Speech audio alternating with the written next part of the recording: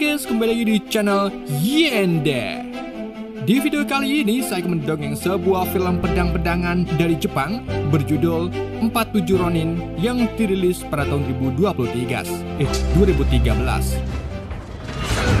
Film ini berkisah tentang 47 Ronin, kelompok kehidupan nyata dari samurai tak bertuan di bawah Daimyo Asano Naganori di Jepang abad ke-18 yang membalas kematian Asano dengan menghadapi saingannya yaitu Kira Yoshinaka. Dan gimana kisah selanjutnya? Daripada penasaran, mari kita simak alur ceritanya.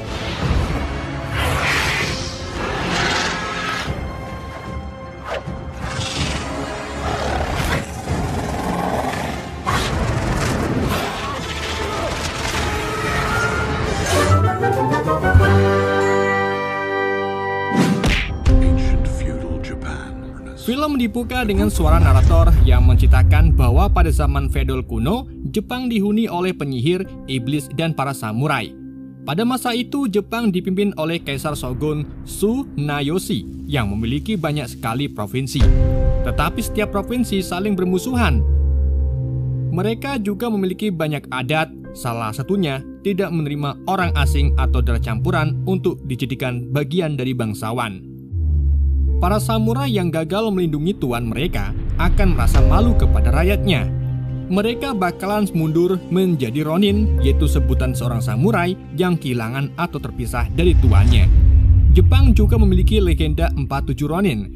Dan untuk memahami tentang 47 Ronin, kita harus memulai ceritanya dari awal.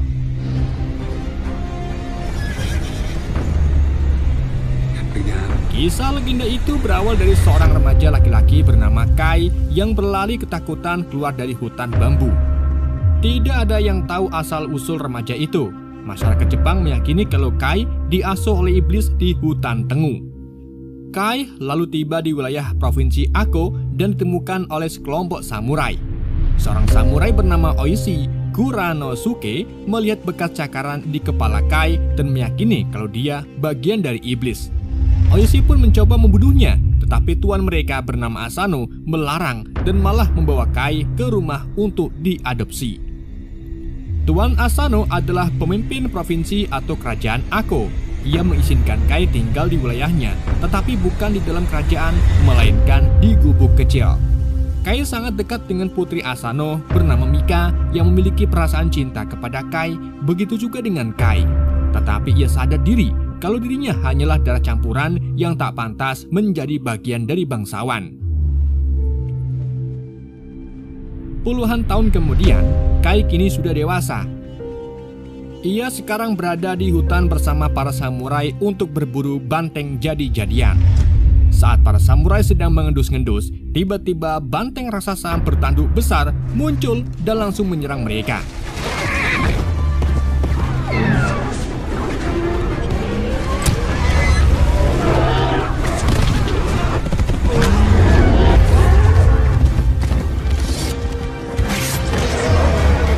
Banteng tersebut kemudian mencoba menyerang salah satu samurai bernama Yasuno. Tetapi Kai dengan cepat meraih pedang Yasuno lalu menusukkannya ke dada si banteng sampai mati. Kai kemudian mengembalikan pedang samurainya kepada Yasuno.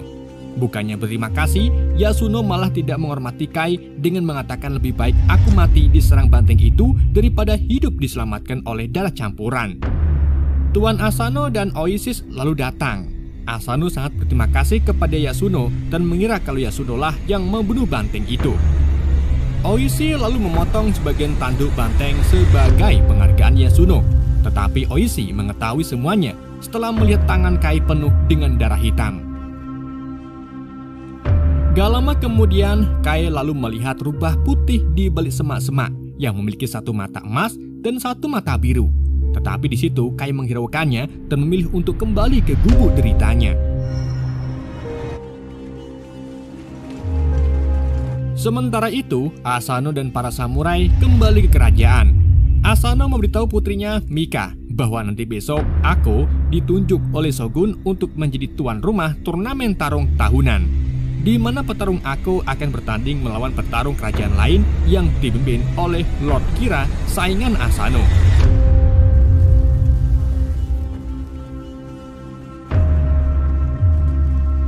Di malam harinya, Mika menemui Kai di gubuknya.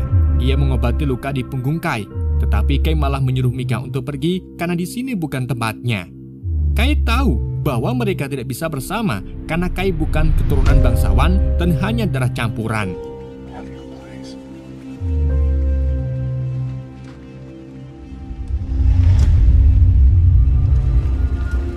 Di sisi lain, Rubah Putih mendatangi kediaman Lord Kira dan berubah menjadi wanita cantik.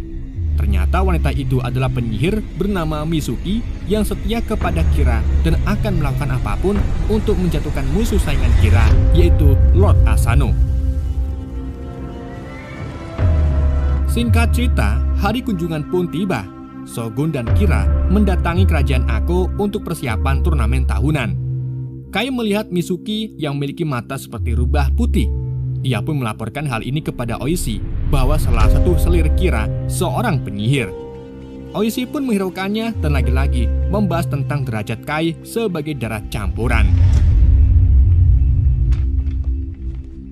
Di pagi harinya, turnamen diadakan. Kira sangat tertarik dengan Mika dan berniat untuk menikahinya. Tetapi Asano tak sudi jika putrinya menikah dengan Kira.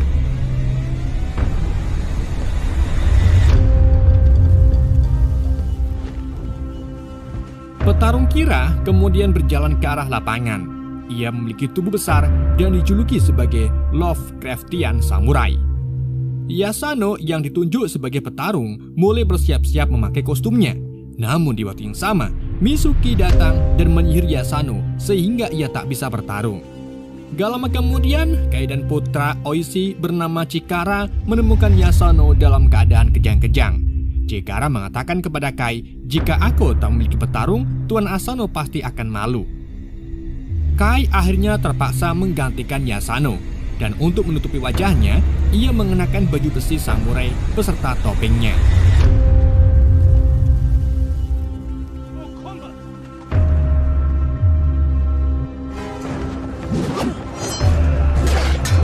Di dalam pertarungan, Kai dikalahkan oleh Craftian dan membuat topengnya ucol.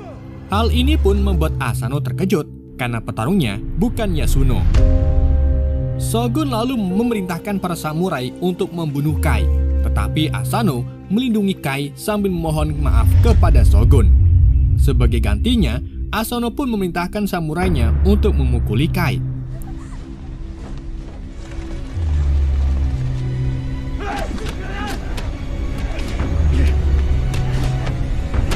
Di situ Tuan Asano merasa malu dan kecewa atas peristiwa tersebut, sehingga ia mengurung dirinya di dalam kamar.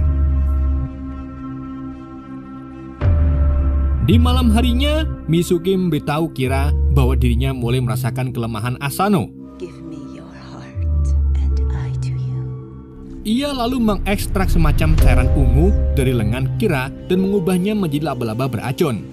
Mizuki kemudian mendatangi kamar Asano saat dia tertidur. Dan kemudian Mizuki meletakkan laba-laba itu ke lambe Asano sehingga cairan beracun pada laba-laba itu menetes di mulut Asano. Ketika Asano menelan racun tersebut, ia berhalusinasi mendengar suara jeritan Mika. Asano pun mengambil pedangnya dan pergi ke kamar Mika. Dan betapa terkejutnya Asano saat melihat Mika ditindihi oleh Kira. Asano tanpa pikir panjang menebas punggung Kira, tetapi setelah itu ia dihentikan oleh Oishi. Ternyata semua itu hanyalah pandangan Asano saja. Faktanya, Mika tak berada di kamarnya.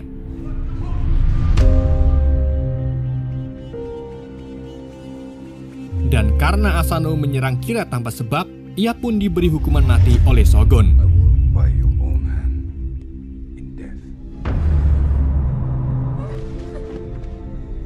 Di pagi harinya, Asano melaksanakan eksekusinya dengan hukuman seppuku. Seppuku adalah suatu bentuk ritual bunuh diri yang dilakukan oleh samurai di Jepang dengan cara merobek perut dan mengeluarkan usus guna memulihkan nama baiknya setelah kegagalan atau kesalahan untuk kepentingan rakyatnya. Dalam ritual itu, Mika menyaksikan Asano menusukkan pisau ke perutnya yang kemudian dilanjut dengan Oishi memenggal kelapa Asano.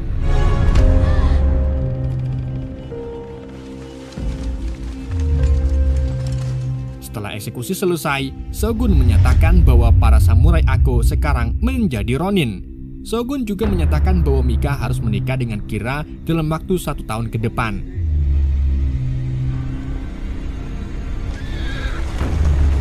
Setelah Shogun pergi, Kira mengumumkan kalau sekarang Ako menjadi miliknya.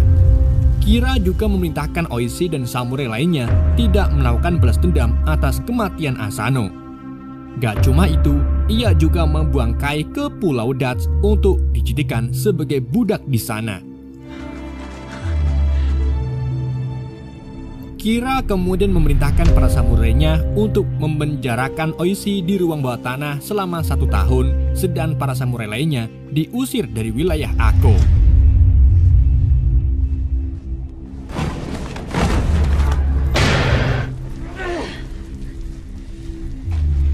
Singkat cerita, 1 tahun telah berlalu.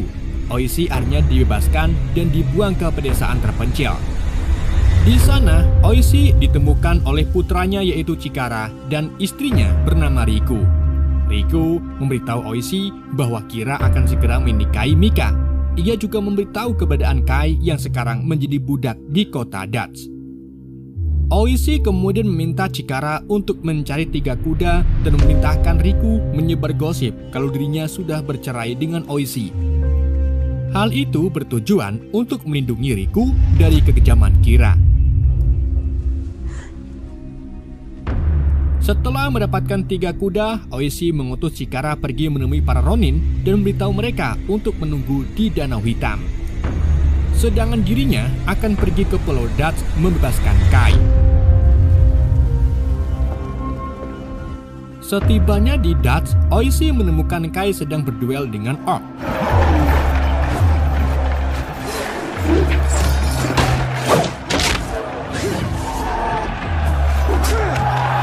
Setelah mengalahkan orc tersebut, Oishi mencoba menghampiri Kai, tetapi Kai justru malah menyerangnya.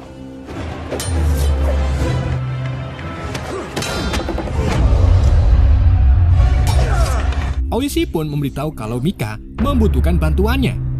Mendengar nama Mika, Kai pun tersadar dan langsung melarikan diri dari Dutch bersama Oishi.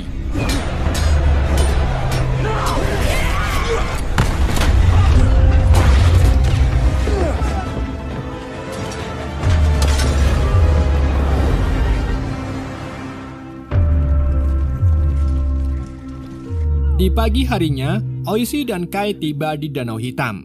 Mereka bertemu kembali dengan Ronin tersisa.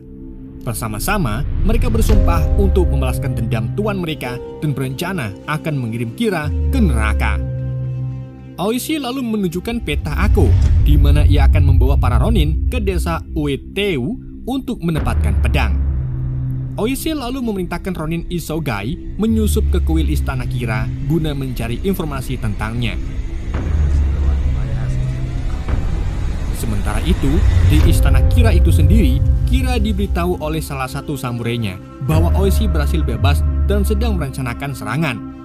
Menyadari Oishi adalah ancaman, Kira pun memintahkan Mizuki untuk membunuh Oishi terlebih dahulu. Kita kembali ke Oishi dan kelompoknya. Mereka akhirnya tiba di desa Ueteu, tetapi yang mereka temukan hanya para samurai Kira. Tanpa pikir panjang, Kai pun dengan sigap menyerang para samurai dan berhasil membunuhnya dalam waktu yang singkat.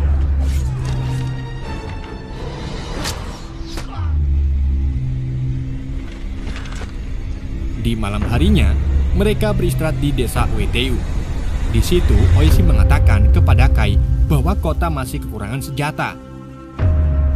Kai lalu menyarankan Oishi untuk pergi ke kuil di hutan Tengu. Di sanalah kita akan mendapatkan pedang yang bagus. Kai menambahkan kalau dulu dirinya memang diasuh oleh iblis Tengu yang mengajarkannya cara bertarung. Gak cuma itu, Kai juga diajarkan gerakan-gerakan sihir, tetapi ia bersumpah tidak akan menggunakannya kecuali dalam keadaan mendesak.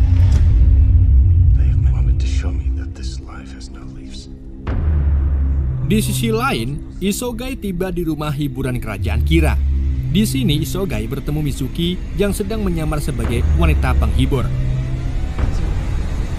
Tetapi Isogi tidak menyadari kalau dia adalah seorang penyihir.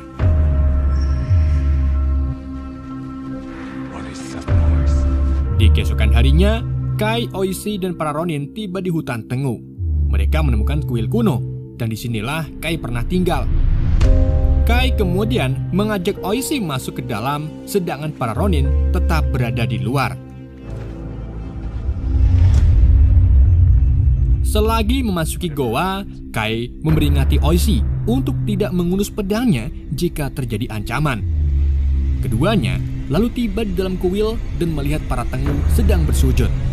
Kai lalu pergi ke ruangan rahasia, di mana di situ ada satu pedang Tengu tertancap di tanah.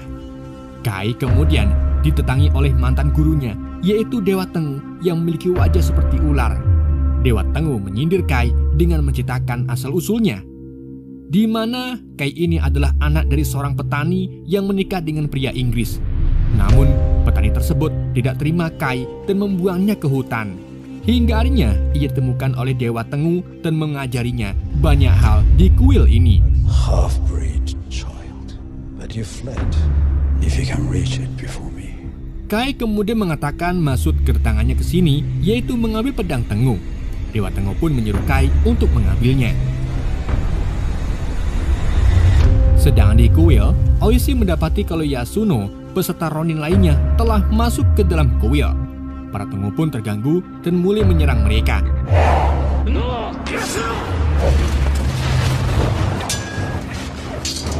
Meskipun panik kegirangan, Oishi tetap memegang perintah Kai, yaitu tidak mengunus pedangnya.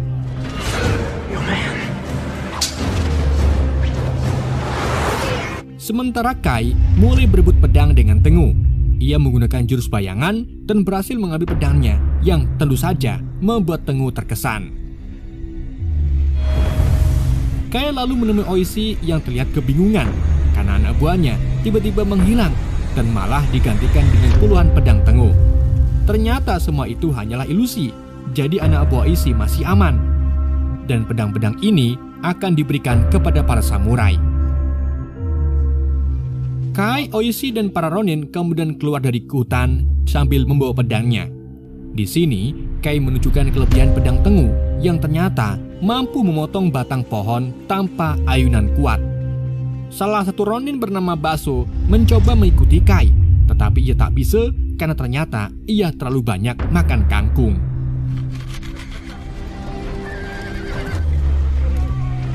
Setelah mereka tiba di desa Ueteu, Isogai datang. Ia memberikan informasi bahwa Kira akan mendatangi kuil nenek moyangnya nanti malam.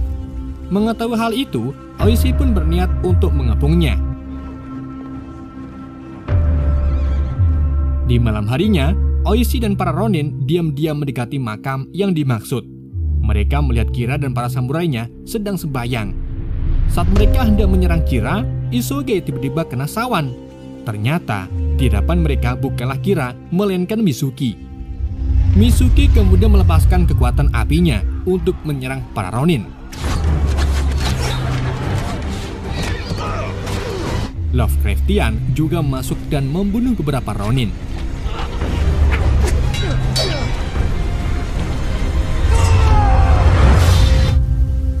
Setelah api mereda, Mizuki mengambil pedang milik Oishi yang terjatuh. Di situ ia mengira kalau Oishi telah meninggal dilahap oleh api.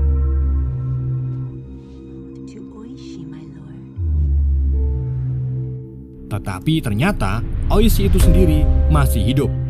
Ia dan Kai merawat para Ronin yang terluka parah termasuk Baso. Di detik terakhirnya, Baso mengaku kepada Kai bahwa dulu dirinya sering mengganggu Kai dengan melempari batu. Baso pun minta maaf kepada Kai dan menyebutnya orang yang baik.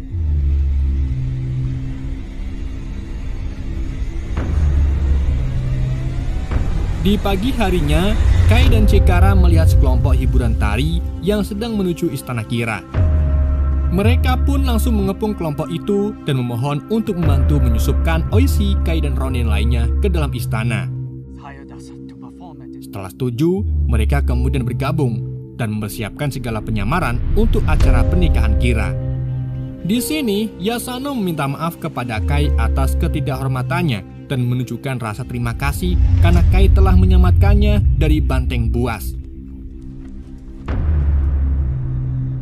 Gak lama kemudian, Oishi dan para Ronin lalu menandatangani nama mereka dengan darah di sebuah surat gulungan untuk memperingati apa yang akan mereka lakukan demi kehormatan Tuan Asano.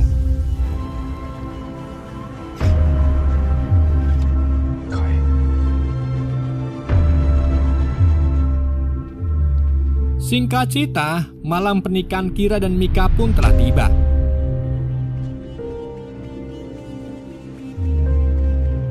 Dalam acara itu, Oishi dan 8 Ronin berhasil masuk ke istana dengan menyamar sebagai kru penari.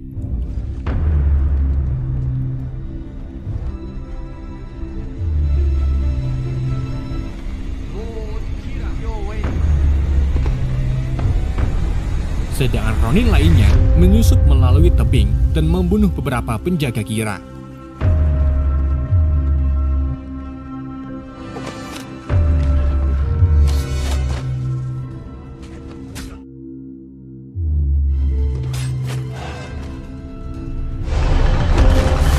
Saat Oishi melakukan pertunjukan, salah satu penjaga memberontak.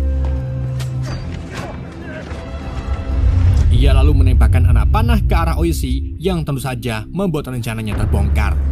Alhasil, para Ronin pun mulai melakukan perlawanan.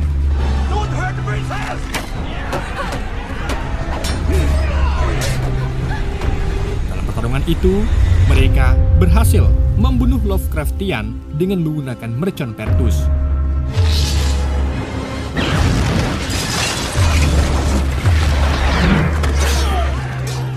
Sementara itu, Kira membawa Mika melarikan diri, tetapi Mika memberontak dan pergi ke ruangan berbeda.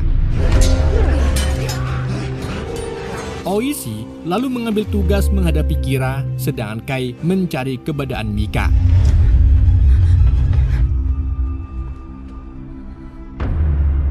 Setelah keduanya bertemu, datanglah Mizuki yang secara langsung mengambil bentuk naga putih.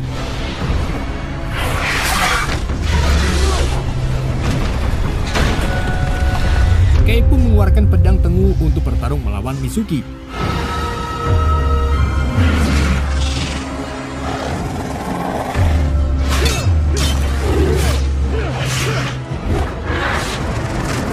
Dan dengan teknik ngirisi Brambang, Kai pun akhirnya berhasil membunuh Mizuki.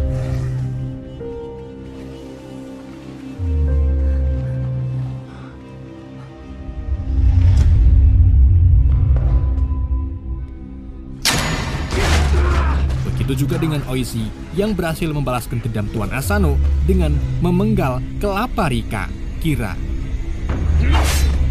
Oishi lalu membawa kepala Rika keluar, membuat para samurai tunduk kepada Oishi dan mengakhiri pertempuran. Setelah itu, Oishi dan para Ronin kemudian melakukan perjalanan ke Ako untuk memberi hormat di makam Asano. Di hari berikutnya, mereka didatangi oleh Shogun yang sangat kesal atas apa yang Oishi lakukan. Oishi pun mengakui perbuatannya dan meminta agar anak buahnya dihormati atas tindakannya. Shogun pun mengatakan bahwa mereka harus dihukum gantung.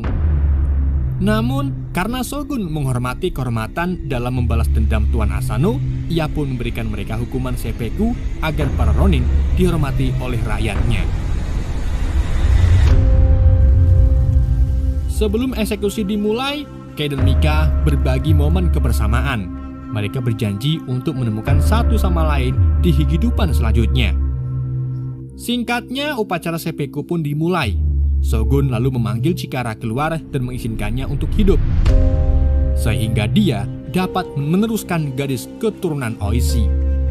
Kini sisa 47 Ronin yang siap melakukan seppuku termasuk Kai.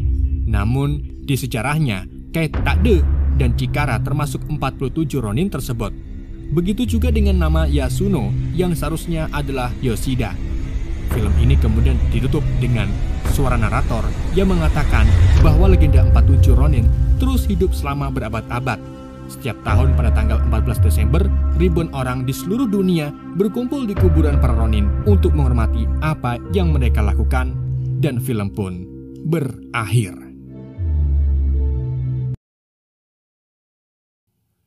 Oke guys, itulah alur cerita film 47 Ronin. Semoga kalian terhibur dengan alur cerita yang saya bawakan. Mohon maaf jika ada kesalahan dalam penyampaiannya ataupun penyebutan nama. Sekian dari YND, sampai jumpa di video berikutnya.